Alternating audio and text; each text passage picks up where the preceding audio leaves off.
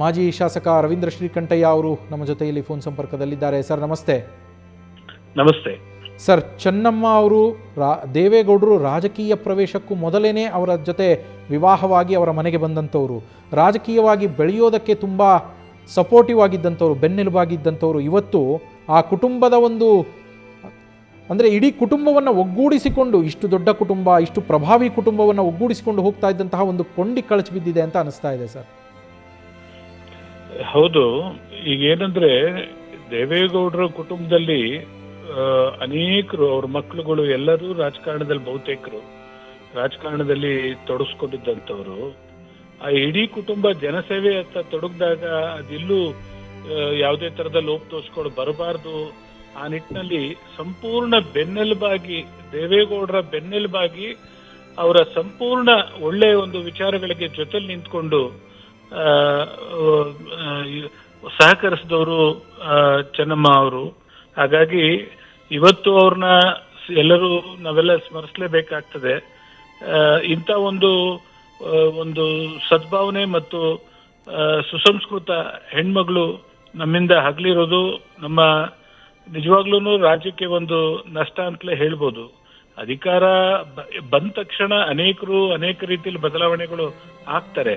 ಆದ್ರೆ ನಾವು ಯಾವತ್ತೂ ಗಮನಿಸಿದಾಗ ಇವರು ಒಂದೇ ತರ ಅವರ ಸ್ವಭಾವ ಏನಿತ್ತು ಅದನ್ನೇ ಉಳಿಸ್ಕೊಂಡು ಜನಸೇವೆ ಅಷ್ಟಕ್ಕೆ ಮಾತ್ರ ಸೀಮಿತವಾಗಿ ಸಹಕಾರ ಮಾಡಿಕೊಂಡು ಬಂದಂಥವ್ರು. ಬಹಳ ದೊಡ್ಡ ವ್ಯಕ್ತಿತ್ವ ಇರ್ತಕ್ಕಂಥ ಗುಣವುಳ್ಳವರು ಇವರು. ಹಾಗಾಗಿ ನಾವು ಸ್ಮರಿಸಬೇಕಾಗತ್ತೆ. ಇವತ್ತು ಬಹಳ ನೋವಾಗತ್ತೆ. ವಯಸ್ಸಿನಲ್ಲಿ ಬಹಳ ಮುಖ್ಯವಾಗಿ ಏನಂದ್ರೆ ದೇವೇಗೌಡರ ಒಂದು ಛಲ ವಾಂಚಲ್ಯ ಏನಿತ್ತು ಈ ಪಬ್ಲಿಕ್ ಸರ್ವಿಸ್ ಅಲ್ಲಿ, ಅದಕ್ಕೆ ಈ ಇಳಿ ವಯಸ್ಸಿನಲ್ಲಿ ಎಲ್ಲೋ ಒಂದ್ ಕಡೆ ಅವರ ಒಂದು ಶಕ್ತಿ ಕುಂದ್ಬಿಡುತ್ತಾ ಅಮ್ಮ ತೀರ್ಕೊಂಡಿರೋದು ಅನ್ನೋದೊಂದು ಆತಂಕ ನಮ್ಮಲ್ಲಿ ಅನ್ಸುತ್ತೆ ನನ್ನ ವೈಯಕ್ತಿಕವಾಗಿ. ಯಾಕೆಂದ್ರೆ ಅಷ್ಟು ಚಾಲೆಂಜಿಂಗ್ ಆಗಿ ಅವರು ಪ್ರತಿ ಕಡೆ ಕ್ಷಣದವರೆಗೂ ನಾನು ಜನಸೇವೆ ಮಾಡ್ಬೇಕು ಅನ್ನೋ ಹಂಬಲ ಹೊಂದಿದ್ದವರು ಯಾರು ದೇವೇಗೌಡರು. ಅದಕ್ಕೆ ಶಕ್ತಿಯಾಗಿ ನಿಂತವ್ರೆ ಮತ್ತು ಇದು ಏನು ಒಂದು ಸ್ಪಿರಿಟ್ ಆಗಿದ್ದಂಥವ್ರೇನೆ ಅವರ ಶ್ರೀಮತಿಯವರು. ಇವತ್ತು ಅವ್ರು ಇಲ್ದಿರೋದು, ಅವ್ರ ದೇವೇಗೌಡರಿಗೆ ದೇವ್ರ ಶಕ್ತಿ ಕೊಡ್ಬೇಕು ಇದನ್ನ ಒಪ್ಕೊಳ್ಳುವಂಥದ್ದನ್ನ. ಯಾಕೆಂದ್ರೆ ಅವರು ಎಲ್ಲವನ್ನೂ ತಡ್ಕೊಳ್ಳೋ ಶಕ್ತಿ ಇದೆ, ಆದ್ರೆ ಇದು ವೈಯಕ್ತಿಕ ವಿಚಾರ, ದೇವರವ್ರಿಗೆ ಶಕ್ತಿ ಕೊಡಬೇಕು. ಹೌದು ಸರ್. ಆಗಲೇ ಶಂಬೇಗೌಡರು ಅಂತೇಳಿ ದೇವೇಗೌಡರ ಕುಟುಂಬದ ಆಪ್ತರು ಅವರು ಹೇಳ್ತಾ ಇದ್ರು, ಸಮಾಜಮುಖಿ ಕೆಲಸಗಳಲ್ಲಿ ಚೆನ್ನಮ್ಮ ಅವರು ಕೂಡ ತೊಡಗಿಸ್ಕೊಳ್ತಾ ಇದ್ರು, ಬಡವರು ಬಲ್ಲಿದ್ರು ಅಂದೇ ಎಲ್ಲರನ್ನೂ ಸಮಾನವಾಗಿ ಕಾಣ್ತಾ ಇದ್ರು, ಯಾರೇ ಬಂದರೂ ತುಂಬ ಪ್ರೀತಿ ಆದರಗಳಿಂದ ಅವರನ್ನು ನೋಡಿಕೊಳ್ತಾ ಇದ್ರು ಅಂತೇಳಿ. ಅವರು ತೆರೆಮರೆಯಲ್ಲಿ ಇದ್ದುಕೊಂಡೇನೆ ಇಷ್ಟೆಲ್ಲ ಮಾಡಿದಂಥವ್ರು. ಯಾವತ್ತೂ ಅವರು ತೆರೆಯ ಮುಂದಕ್ಕೆ ಬರಲಿಲ್ಲ, ಅಂದರೆ ರಾಜಕೀಯವಾಗಿ ಮುಂದೆ ಬರಲಿಲ್ಲ, ರಾಜಕೀಯವಾಗಿ ಆಸಕ್ತಿಯನ್ನು ಹೆಚ್ಚಿಗೆ ತೋರಿಸಲಿಲ್ಲ. ಅವರು ಕುಟುಂಬದ ಬೆನ್ನೆಲುಬಾಗಿದ್ದರು. ಈಗ ನೀವು ಕೂಡ ಅದನ್ನೇ ಹೇಳ್ತಾ ಇದ್ದೀರಿ, ದೇವೇಗೌಡರು ಇದನ್ನು ಸಹಿಸಿಕೊಂಡು ಮುನ್ನುಗ್ಗುವಂತಹ ಶಕ್ತಿ ದೇವರವರಿಗೆ ಕೊಡಬೇಕು ಅಂತೇಳಿ. ಅದ್ರ ಬಗ್ಗೆ ಒಂದು ಸ್ವಲ್ಪ ಬೆಳಕು ಚೆಲ್ಲೋದಾದ್ರೆ ಸರ್. ಅದನ್ನೇ ನೋಡಿ, ಇಷ್ಟು ದೊಡ್ಡ ಕುಟುಂಬ, ಬಹುತೇಕರು ರಾಜಕೀಯವಾಗಿ ಬಹಳ ಹೆಸರು ಮಾಡಿ ಈ ರಾಜ್ಯದಲ್ಲಿ ಮುನ್ನಡೀತಾ ಇದ್ದಾರೆ.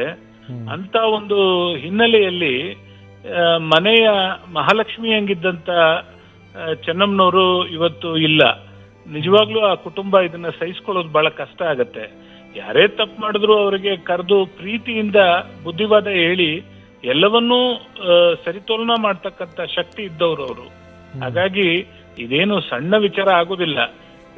ಎರಡು ಬಾರಿ ಮುಖ್ಯಮಂತ್ರಿಯಾದ ಕುಮಾರಸ್ವಾಮಿ ಅವ್ರ ತಾಯಿ, ದೊಡ್ಡ ಅಧಿಕಾರಿಯಾಗಿದ್ದಂತ ಬಾಲಕೃಷ್ಣ ಅವ್ರ ತಾಯಿ, ದೊಡ್ಡ ಈ ರಾಜ್ಯಕ್ಕೆ ಕೊಡುಗೆ ಕೊಟ್ಟಂತ ರೇವಣ್ಣ ಅವ್ರ ತಾಯಿ, ಅದೆಲ್ಲದಕ್ಕಿಂತ ಮಿಗಿಲಾಗಿ ಈ ದೇಶದ ಮಾಜಿ ಪ್ರಧಾನಿಯವರ ಶ್ರೀಮತಿಯವರು, ಇಷ್ಟೆಲ್ಲ ದೊಡ್ಡ ಒಂದು ಸನ್ನಿವೇಶನ ನಿಭಾಯಿಸಿದಂತ ಒಂದು ಹೆಣ್ಮಗಳು, ಅದರಲ್ಲೂ ಒಂದೇ ಒಂದು ಕಿಂಚಿತ್ತು ಈ ರಾಜ್ಯದಲ್ಲಿ ಅವ್ರ ಬಗ್ಗೆ ಒಂದು ಯಾವುದೇ ತರದ ಒಂದು ನೆಗೆಟಿವ್ ಚರ್ಚೆ ಬರಲಿಲ್ಲ ಈ ರಾಜ್ಯದಲ್ಲಿ ಅವರ ಜೀವನ ಪೂರ್ವಕವಾಗಿ.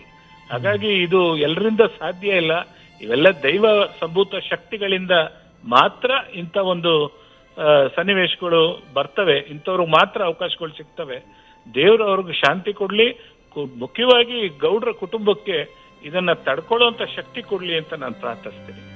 ಸರ್, ದೇವೇಗೌಡರ ಪತ್ನಿ, ಮಾಜಿ ಪ್ರಧಾನಿಗಳ ಪತ್ನಿ, ಮಾಜಿ ಮುಖ್ಯಮಂತ್ರಿಗಳ ತಾಯಿ, ರಾಜಕೀಯದಲ್ಲಿ ತುಂಬ ಆ್ಯಕ್ಟಿವ್ ಆಗಿದ್ದಂತಹ ಕುಟುಂಬ, ಇದೆಲ್ಲದರ ಹೊರತಾಗಿಯೂ ತುಂಬ ಸರಳವಾಗಿ ಬದುಕಿದಂಥವರು, ತುಂಬ ಸರಳವಾಗಿ ಇದ್ದಂಥವರು ಚೆನ್ನಮ್ಮ ಅವರು.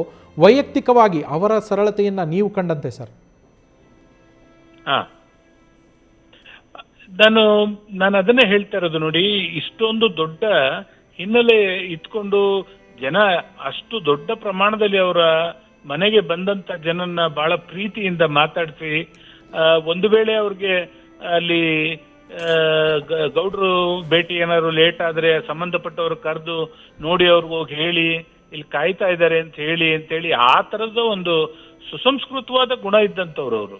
ಆಮೇಲೆ ಯಾರು ಅವ್ರ ಊಟ ಉಪಚಾರ ವಿಚಾರಿಸಿ ಅಲ್ಲಿ ಕಾಫಿ ಕೊಟ್ರ, ತಿಂಡಿ ಕೊಟ್ರ, ಅವ್ರು ಏನ್ ತಗೊಂಡ್ರು, ನೀರ್ ಕೊಟ್ರ, ಇದೆಲ್ಲ ಅಷ್ಟು ವ್ಯವಸ್ಥಿತವಾಗಿ ಎಲ್ಲರನ್ನು ವಿಚಾರಿಸಿ ಎಲ್ಲರ ಪ್ರೀತಿ ಪಡೆಯೋದು, ಅದು ಜನಸಾಮಾನ್ಯರು ವಿಶ್ವಾಸ ಗಳಿಸೋದು ಅಸುಲಭದ ಮಾತಲ್ಲ. ಅದು ಒಂದು ತರದ ಜನ ಬರ್ತಿರ್ಲಿಲ್ಲ ಅವ್ರ ಮನೆಗೆ, ಎಲ್ಲಾ ಏರಿಳಿತಗಳು ನೋಡಿದಾರೆ ಅವರು. ಹಾಗಾಗಿ ನಾನಾ ತರ ಸನ್ನಿವೇಶಗಳು ಎದುರಿಸಿದ್ದಾರೆ. ಆ ಪ್ರತಿ ಸಂದರ್ಭದಲ್ಲೂ ಧೃತಿಗೆಡದೆ ಜನರ ಪರವಾಗಿ ನಿಂತ್ಕೊಂಡು ಜನಸಾಮಾನ್ಯರಿಗೆ ಒಳ್ಳೇದಾಗ್ಲಿ ಅಂತ ಬಯಸಿ ಅವರ ಇಡೀ ಕುಟುಂಬಕ್ಕೆ ಬೆನ್ನೆಲುಬಾಗಿದ್ದಂಥವ್ರು ಅಮ್ಮ ಅವರು. ಹಾಗಾಗಿ ನಿಜವಾಗ್ಲೂ ಆ ಒಂದು ಸಾವು ಬಹಳ ನೋವು ತಂದಿದೆ. ಜೊತೆಗೆ ಅವರ ಒಂದು ಸಾರ್ಥಕ ಬದುಕೇನು ನಡೆಸಿದ್ದಾರೆ ಅದೊಂಥರ ಮಾದರಿಯಾಗಿ ಈ ಸಮಾಜಕ್ಕೆ ಉಳಿಬೇಕು. ಯಾವ ಅಧಿಕಾರಗಳು ಬಂದ್ರು, ಯಾವ ದೊಡ್ಡ ದೊಡ್ಡ ಹುದ್ದೆಗಳು ಆ ಕುಟುಂಬಕ್ಕೆ ಬಂದ್ರು, ಎಲ್ಲೂ ಅವರ ಒಂದು ಇದು ನಿಲುವು ಬದಲಾಗ್ಲಿಲ್ಲ, ಅವರ ಸರಳತೆ ಬದಲಾಗ್ಲಿಲ್ಲ. ಹಾಗಾಗಿ ಅದು ವಿಶೇಷ ಶಕ್ತಿನೇ ಸರಿ ಅಂತ ನಾವಾದ್ರೂ ಭಾವಿಸಿದ್ವಿ. Thank you sir, thank you very much News First ಜೊತೆ ಮಾತನಾಡಿದ್ದಕ್ಕೆ.